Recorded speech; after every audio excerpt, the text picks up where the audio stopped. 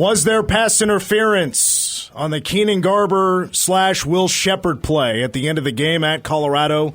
K-State wins the game 31-28. They're now 5-1 on the year.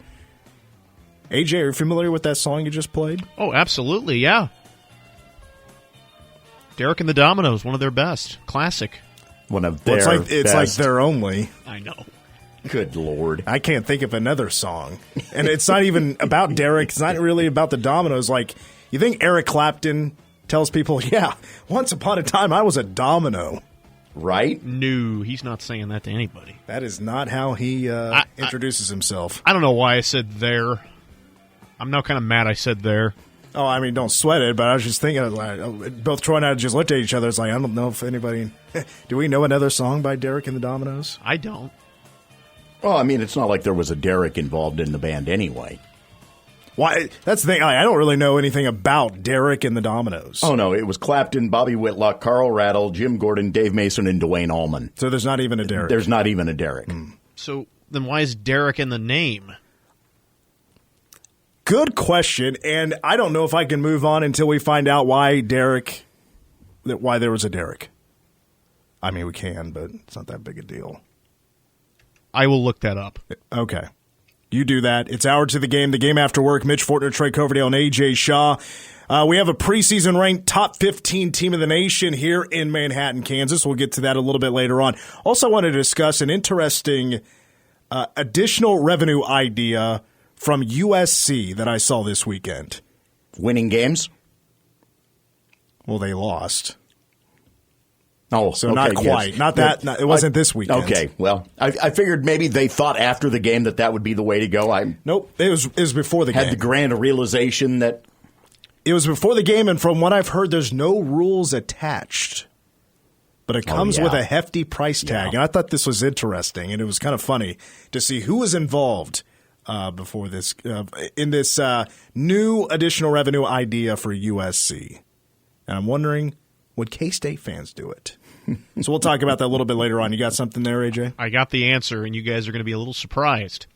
Derek and the band name Derek and the Dominoes, this is what AI is telling me, so let's be careful, refers to Eric Clapton, who used the nickname Derek when forming the band, likely to try and achieve a degree of anonymity. Thank you. And avoid being solely recognized as a famous guitar hero. The name Derek was commonly used by people around him during his time touring with Delaney and Bonnie, where he was often called Del or Derek. So it was Eric Clapton's nickname. Was actually Derek. Yeah. So he wasn't a domino. But do you think his buddies call him Derek? Apparently at some point. I would hope not. They probably call him God. Right. All right, let's get to... or a few other things. Main topic of this second hour. Spent some time today watching some Colorado YouTube videos about them responding, because I knew that would be a little bit more dramatic. Sure. Them responding to the loss to K-State. That's a game that they should have potentially, they probably feel like, yeah, we should have won. We weren't the best team. Mm-hmm. We were down 4 wide receivers and still took the lead with just a few minutes left, and then K-State goes 3 plays and scores on a 50-yard touchdown. That has to be maddening. I know, just as a K-State fan that has dealt with a lot of pain as a K-State fan, we can relate. Lost in just mind-blowing fashion has happened before. And Colorado fans, yeah, you're now experiencing once again what it's like to absolutely invest in your football program and then have a crushing loss. Welcome back to college football. Right. A lot of argument about the last play before Avery took a handful of knees. It's a 4th and 5. Colorado's at their own 30-yard line. They have 1 timeout left. There's 1:22 to go. They need a field goal to tie it. It's 31-28. On that 4th down play, Shadur Sanders throws a deep fade to Will Shepherd, who I think was their only starting wide receiver that was still in the game. Mm-hmm. And Keenan Garber in coverage. It's incomplete at about the K-State 38-yard line. Not everybody in the stadium, but there were quite a few Colorado fans that were wanting pass interference, of course. That saves you from losing the game, right? You're still in it. Right. And the whole K-State bench was like, nope, incomplete.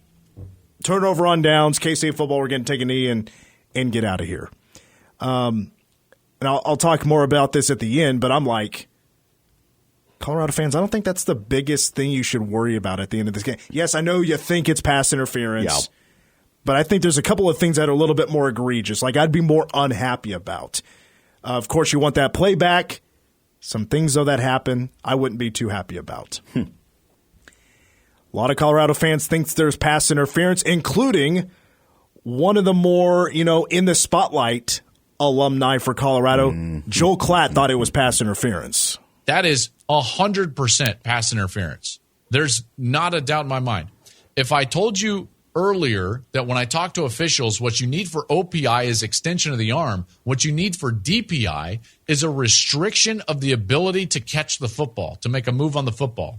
So it doesn't matter if the corner had his eyes on the football or not. If he's making contact before the ball arrives that restricts the ability of the wide receiver to make a play on the football, that's defensive pass interference, which that clearly was. Okay, I am here to argue that it's not pass interference. And, of course, this is radio, so you're not able to watch the video as I break this down. But you and AJ, Troy, I sent you both the video, and I wanted you guys to watch it before I start breaking this down. And I just wanted your 2 cents on, did you think it was pass interference or did you think it wasn't pass interference? The first I saw it was actually yesterday in the stream of things that went through my media timeline, and already I was seeing someone complaining about it. And as I watched it in that moment, I felt like that, well, I understand where the complaint is, but I don't think that is pass interference. Of course, I'm looking at that through, purple-tinted glasses, but really did not believe that it was pass interference. Not my view of it whatsoever. And in going back and watching it again today and seeing some of the different angles, no, I'm not seeing fully where it would be just a run through, which is what essentially the bulk of CU fans want to claim it was not even a look back at the ball, just shove and force the guy out of bounds. I wanted to give my argument with trying to show my best that this isn't because of purple shaded glasses. Okay. I mean, since K-State won the game, I'd be more than happy to say if I thought it was pass interference, yeah, K-State got away with one.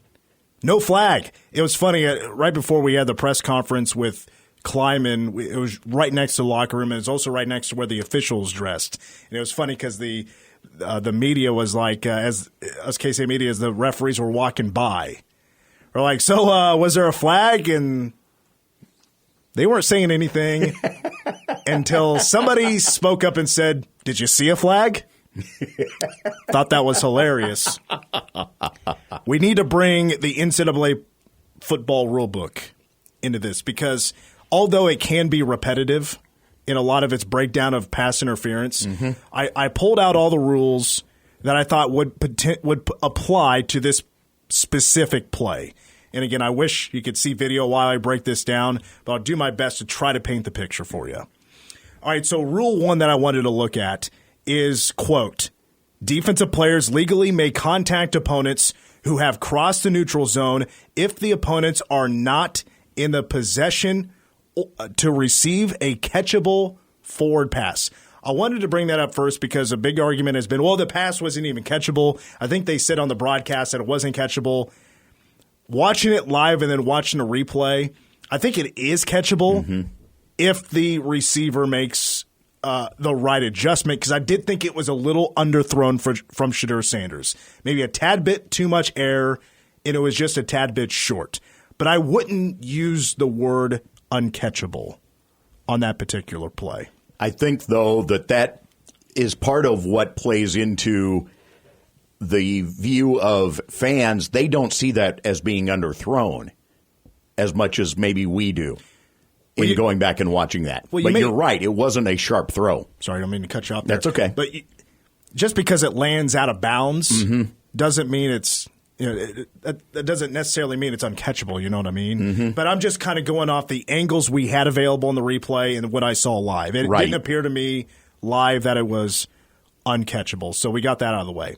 Another rule I want to mention is, quote, and this is Rule AR 7-3-8 and then Roman numerals -9. When two or more eligible players are making a simultaneous and bona fide attempt to reach, catch, or bat the pass, eligible players of either team have equal rights to the ball. There's a lot of key words in there.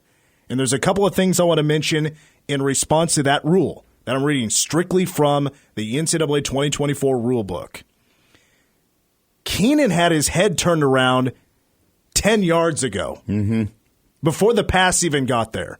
He had his head turned around very early on that play. That's a very big deal, to have the rights to the football when you get your head turned around. I mean, how often has Coach Kleiman or somebody else mentioned that for the defensive backs, you got to get your head turned around. You got to show that you're looking to make a play on the football, and then your rights as a defender increase greatly when you get your head turned around. The other thing I want to mention is Keenan made a play on the ball. He got his left hand in the air and was looking to at least reach for the football. That is very big as well. So Keenan not only got his head turned around while bodies were falling to the ground, he still had his hand in the air and was looking to make a defensive play. Another rule. Quote, I won't give you the whole rule name here, but the coding or whatever you want to say.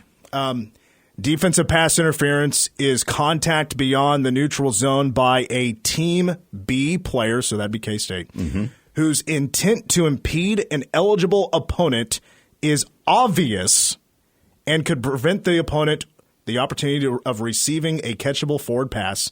And then after that is, and again, this is where it gets a little bit repetitive, but each player has territorial rights, and incidental contact is ruled under attempt to reach the pass, which is the rule I stated earlier.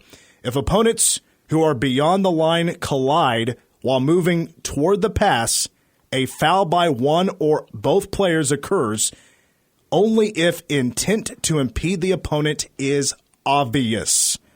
The word obvious is brought up a couple of times, and I have three things I want to respond to that.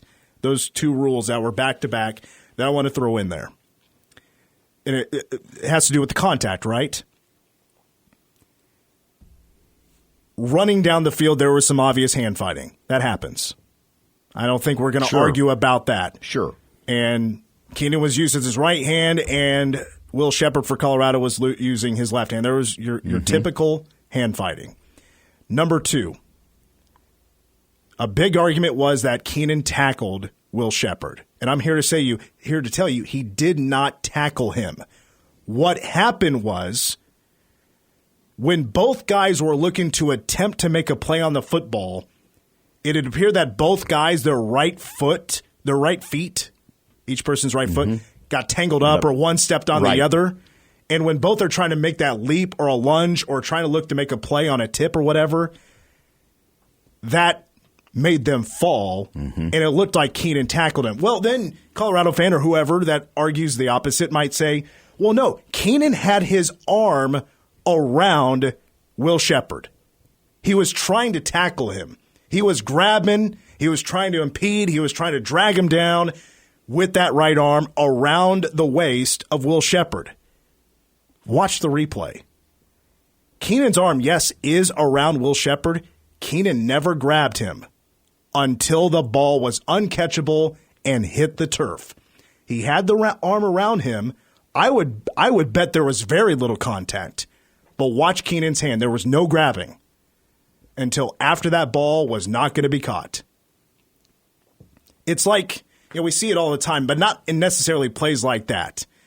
But it's like a zone defense or whatever, and there's a wide receiver in the middle of the field. Throws going there. Here comes a defensive back looking to make the play. Sometimes it gets there a little bit earlier. Too much contact. Gets the hand on the ball, but it's pass interference because he got there too early.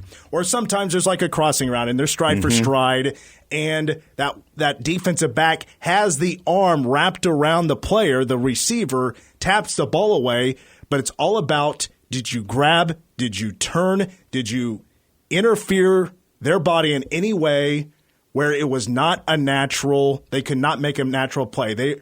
Their body was somehow affected by being turned or grabbed. That happens all the time in football. Here, Keenan did none of that. So after breaking all of that down, what I have to say is I think Keenan, even though it wasn't the prettiest looking play, made a veteran play. Here's what Colorado fans should be upset about more. And it's on the final drive for Colorado, or the final drive for K-State, and then the final drive for Colorado. On K-State's final drive. Colorado, why were you playing man defense?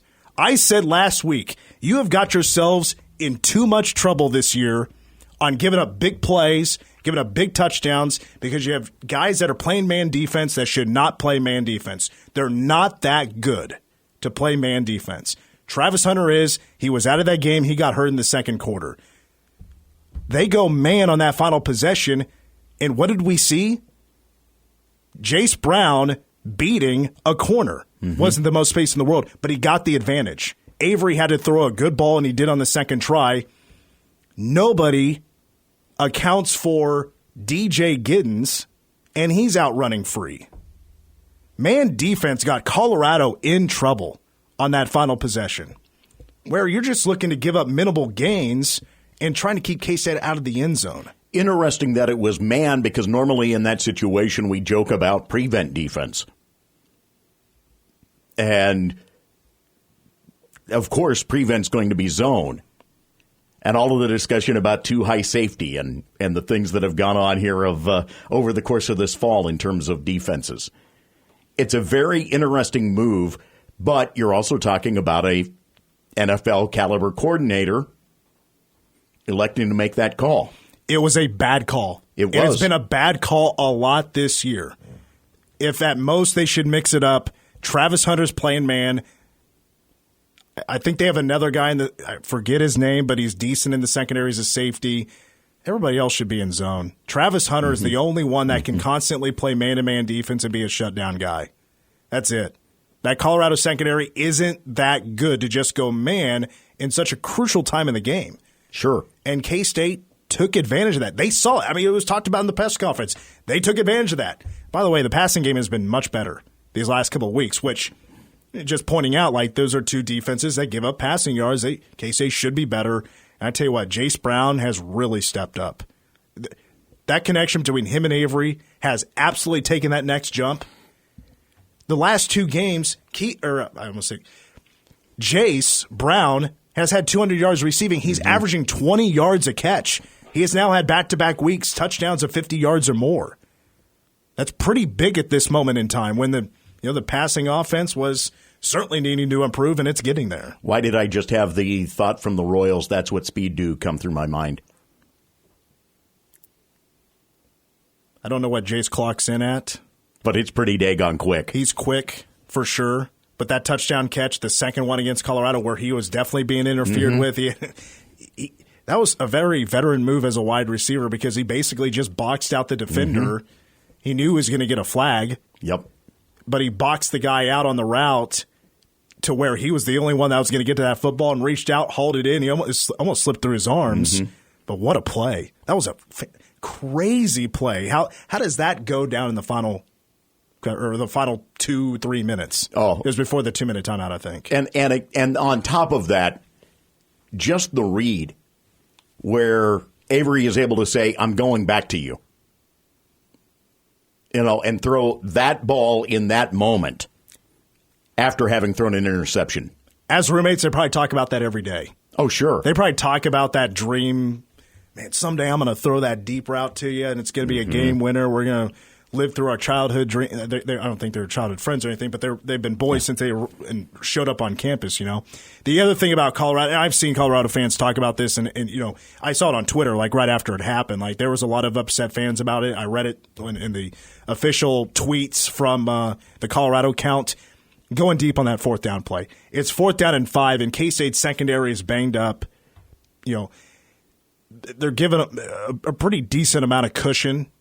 You could have probably easily picked up that 4th down. Right. Just by throwing, something in the middle and picking up 10 yards. the way K-State was playing defense, you're probably given that opportunity. Of course, K-State's hoping to catch some luck and get off the field, but going deep in that situation was a bad idea. And I don't know if that was just design, that was Shadur, that he was coached to do that, right. It was the call to do that, or he just made the decision to go for that deep route. I don't know what it was, but it wasn't the right idea. So those are the two things I'm like, if I'm a Colorado fan, that's pretty upsetting. How much do you think that he decided to go deep because he wanted to one up? Well, I don't know. I don't think that's the scenario because earlier in the game, they did throw a deep ball in like second and forever, third and forever. Yeah. And it was completed for 40 yards when they went after Zayshawn Rich. They had that one-on-one, and they picked on the true freshman. Sure. And they had plenty of big plays in the passing game. In that situation, just at very least looking to tie it up. That's the thing. At the very least, you want overtime. Sure. Why are we throwing a deep ball on man coverage one-on-one and trying to go for a home run ball in that situation when you just need 5 yards for a first down? It was just a little too aggressive. If I'm a call, if it works out, obviously you're thinking different about it. It's a gamble, but it works out. You're like, hey, we're cheering. Right. We got a huge shot now to win the game. But boy, what a call in that situation to go for something like that. Yeah. It really, to me, though, speaks about how quickly the game can turn. And K-State was able to pull the play off, and Colorado wasn't. I wish I had from where I was sitting right above where the, now I'm blanking on, Eric Bieniemy's, like retired, or not retired, but like jersey number that's on the press box. We were sitting with the KSO guys. We did not have a good angle of seeing the K-State fans where they were sitting in the northwest corner, but I'm sure in that Jace Brown play, they were going bonkers. Oh, yeah. It was just moments ago when the Colorado fans were going absolutely nuts for their go-ahead touchdown to go up 28-24. The whole stadium was going crazy. Mm-hmm. All right. Well, anyway, that's my argument for the Keenan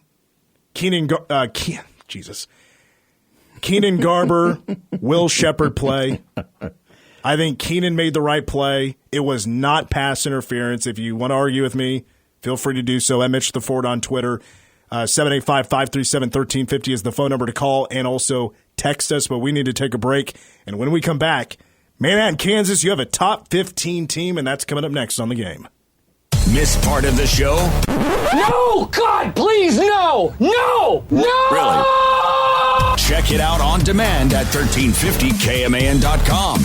You're listening to The Game on News Radio KMAN.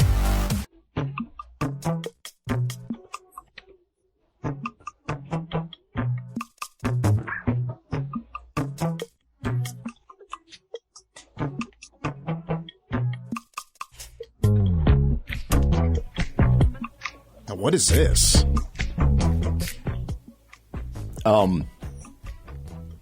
Jonas Brothers. Oh, geez. One of yours, Troy? Somewhere in there, yeah. Oh, okay. I recognize this. Back in the game, Mitch Forder, Troy Coverdale, and A.J. Shaw. Cam Rising is out for the year at Utah. Oof. He can potentially... Unbelievable. Sounds like he could. That's the word on the street, that he could get an 8th year of eligibility through a medical red shirt. Unbelievable. How many of those do you get?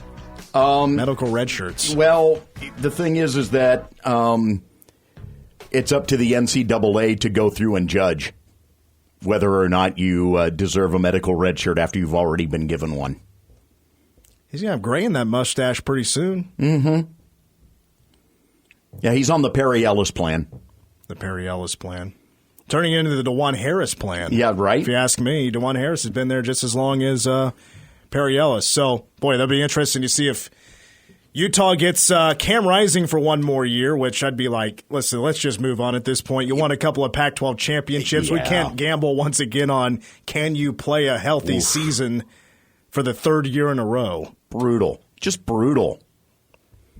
Whittingham was pretty hot about it yesterday, too, and he did not sound very pleased to be having to answer that question from what I picked up. When he played in the game this past Friday night against Arizona State, and wasn't very good. 3 interceptions in the game. Did not throw for any touchdowns. I think it was around 200 yards passing, but you knew he was not 100%. Was not good. Was not good. Coming up later this week, we'll talk Big 12 football, Iowa State, Texas Tech, BYU. Can any of these teams run the table? You know, if it's Big 12 football, these teams are going to lose at some point. But, I mean, some of these don't really have a whole lot of tough games left on their schedule. So we'll discuss that a little bit later on this week, as we'll have shows on Wednesday and Thursday. Mitch, the voice of the Chiefs, Mitch Holtis, will join us tomorrow to talk Chiefs football. Get ready for another game this week after a bye week.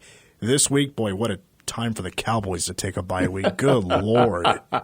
What a horrible loss to the Detroit Lions. Oh, my goodness. Very cool news for K-State women's basketball earlier today. I knew the poll was coming out today. I said K-State would come in at number 11. That was my prediction.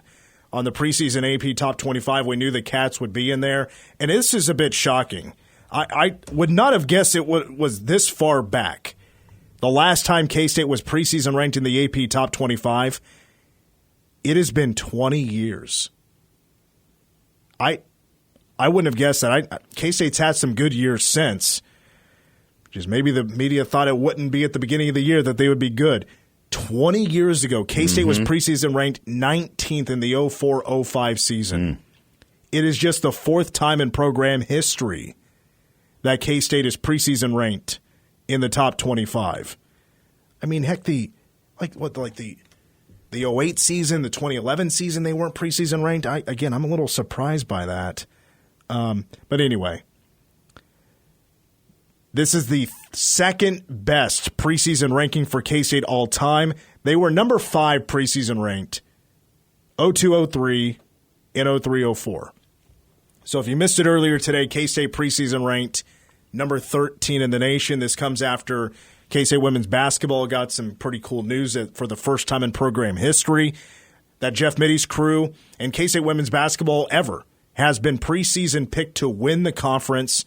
Aoka Lee is the preseason player of the year. Serena Sundell as well is also on the preseason team along with Aoka Lee. What is also interesting to see where some other teams were ranked. K-State's non-con is going to be very interesting in November, the first month of the season, seeing who else is ranked in the top 25. K-State in their first 6 or 7 games could play top 25 opponents. They're going to Vegas for a November tournament. Right. And they'll potentially play Duke. They will play Duke. We know that for a fact. They're going to play Duke. It's a 4-team tournament. That's the semifinal game. Duke is number 11. Oklahoma is on the other side of the bracket. Oklahoma's number 10. And then, and this is going to be a fun day because coming up in November, it's on a Thursday. It's on Thursday, the November 14th. It's a Thursday where K-State, the women and the men, they'll be having a doubleheader. That night, the men will play at the night game at 8 o'clock, and they're going to host LSU. That is the return of Cam Carter to Bramlage Coliseum with the LSU Tigers. Before that, the K-State women will play at 5:30, and they're hosting Creighton. Creighton, as I go back to the ranking here, Creighton comes in at number 21 in the nation. So K-State's going to be hosting a top 25 game early in the year, and then in Vegas, they're going to probably play 2. If they beat Duke, they'll play 2 top 25 matchups. Also, by the way, to mention that doubleheader, I caught wind of what will be the halftime performing. Are you allowed to say? I'm not allowed to say, but it's going to be. It's going to be fun. It's going to be fun. I mean, it's typically the same. If you go to K-State games all the time, you typically get the same type of acts, like the KC Dogs. This one's a different. This is a different act. There was that Russian group. There were 3 people that would just jump on this long piece of wood and go flying in the air. It's It's a group of folks that always finish third or fourth in America's Got Talent. By the way, I'm just curious, when was the last time Red Panda performed here? Last year. Okay. All right. So I think it's like a once-a-year thing. Yeah, okay. And it always gets showed on like halftime when like the broadcast is coming back. Oh, yeah. And they got a shot of Red Panda doing the Bulls thing. Yeah. It is honestly pretty cool. Yes, it is. But it's typically the same ones. You know, we have them every year. Yeah. So you can't give us a hint, huh? I can't. It was a bigger deal when Red Panda did a stint at UNC the one night. She had been at the Nuggets game the night before, so it worked out actually that UNC got her in. Well, it's always interesting to hear like what these halftime acts charge. Right. Because they're charged per performance. In K-State will typically, they'll double dip. Sure.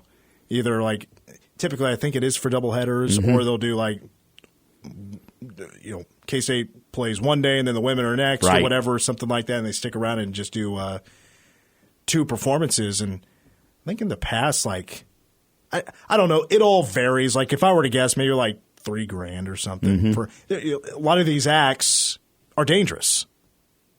I remember one time they had like the magician come in, and it's like they had the gal can change her dress in a matter of like a second. Yeah. Quick change. It's really cool. Now, I think those are one of the acts that's like it's really easy to figure out how that works. Right. But I'm always like, how does that gal fit in that chair? Because she starts out the act like she's, hey, here's an empty chair. Yeah. Let me put the blanket over it. Let me shake a little bit. All of a sudden, a blonde pops out of it. Like, that gal's got some flexibility to fit in that. Right. Got to come out of that chair, right? Right. Yeah. I think it's pretty cool. Will you tell me during the break? Yeah. It's off the record at that point. Yes, it is.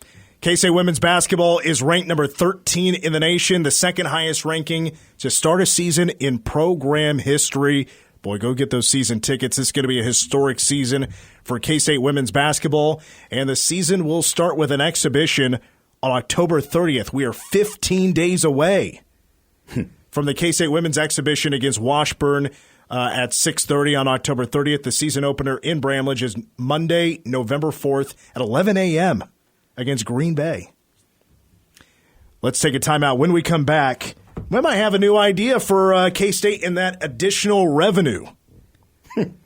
And USC, I saw do it this weekend, and apparently has no rules. So if K-State were to do it, got to be kind of careful, but you could really rake in the dough, according to what USC is charging. That's coming up next. Your home for K-State sports. Magruder off in time. Got it! And Kansas State stuns Baylor. This is The Game on News Radio KMAN.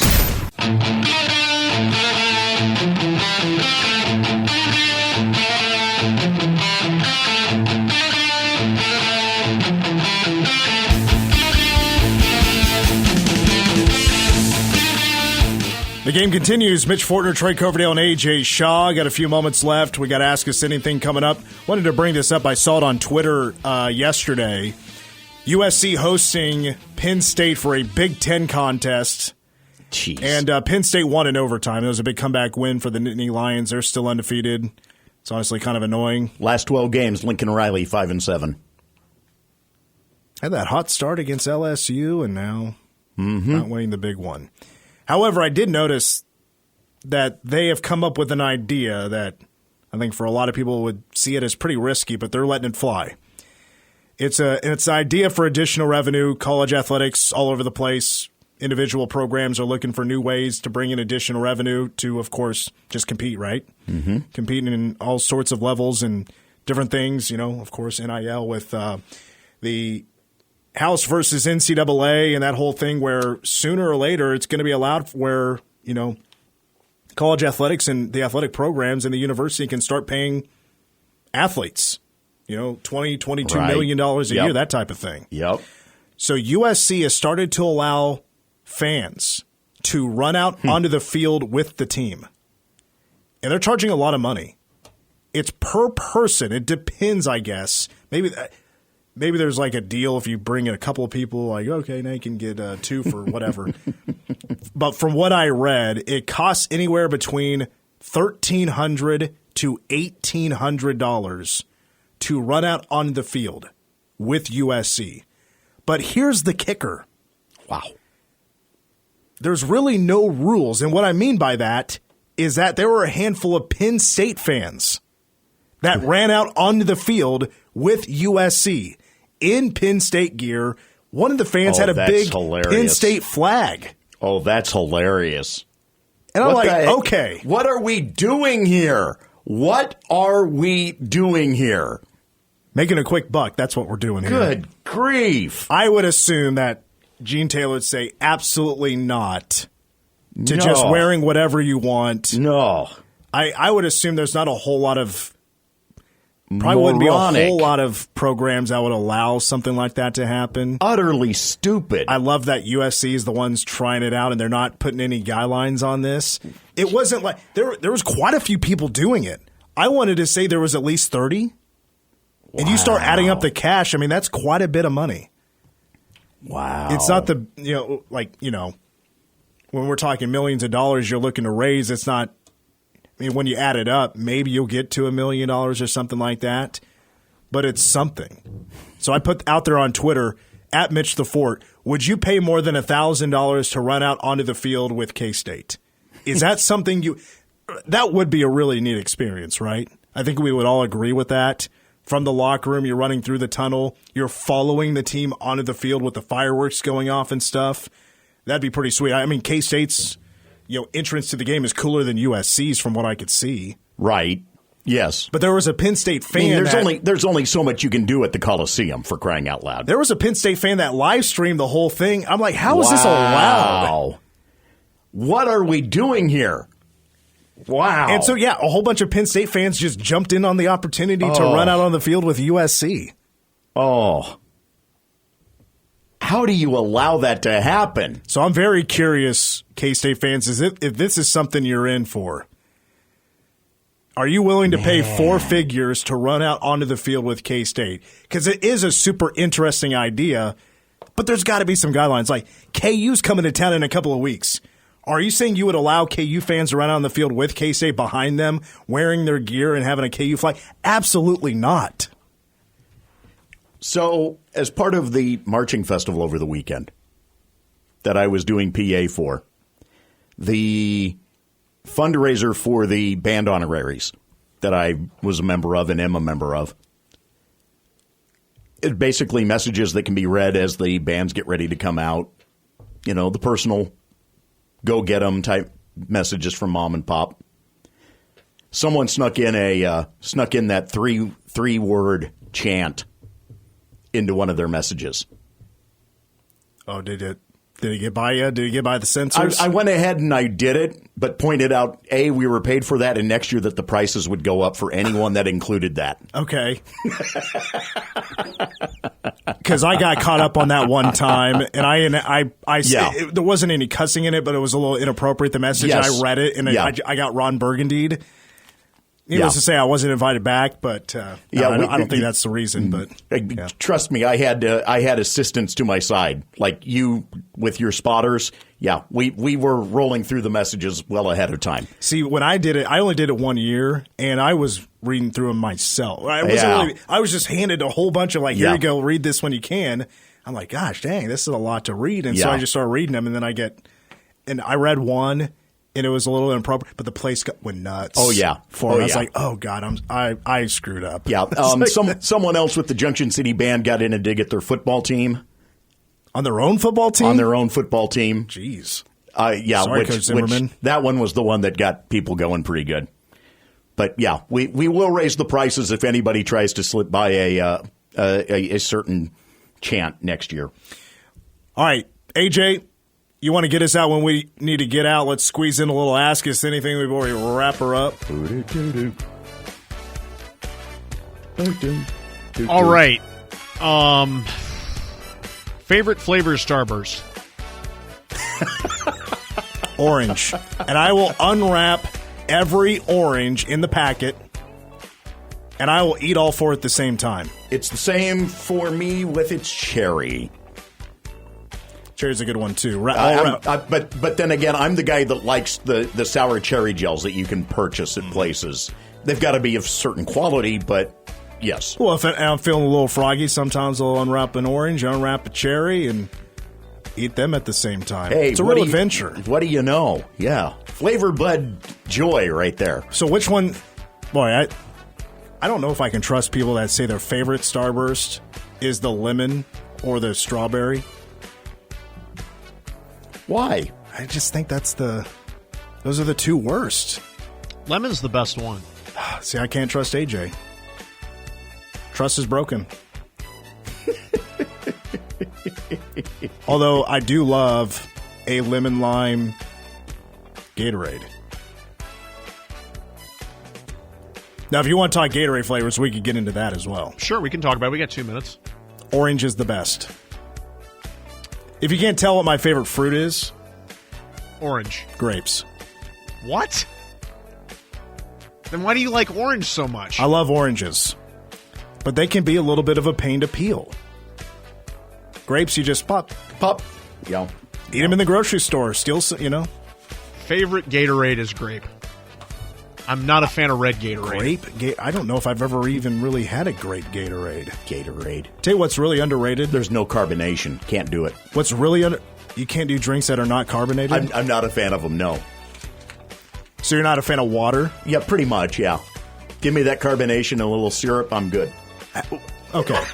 When's the last time you had a bottle of water? Last night. So you only drink water on the weekends? No, it's when there's nothing else like that's caffeine loaded with it, you know. I don't know how you do it. Like the soccer press box last night. All they have was bottled water. Can you hold your hand up like this? Can I see? A little shaky. Needs to hydrate. All right, we got a little bit of time left. 5 seconds, and then I hit the 4, 3, 2, 1. Well, before he hits the close there. Do we have another quick question before we wrap up, or is that it? I don't really have anything else. All right, that's it. Let's wrap her up. PowerCat Game Day on Saturday is at 2:30, by the way. Kicking off at 6:30 from Morgantown, West Virginia. Climbing show tomorrow night, 6 o'clock. Back to normal schedule with the Royals done. Anything you want to say real quick? Go Cats. Good enough for me. For AJ, Troy, I'm Mitch. Back for a full 2 hours tomorrow. We'll be joined by KSO and the voice of the Chiefs, Mitch Holtis. Go Cats.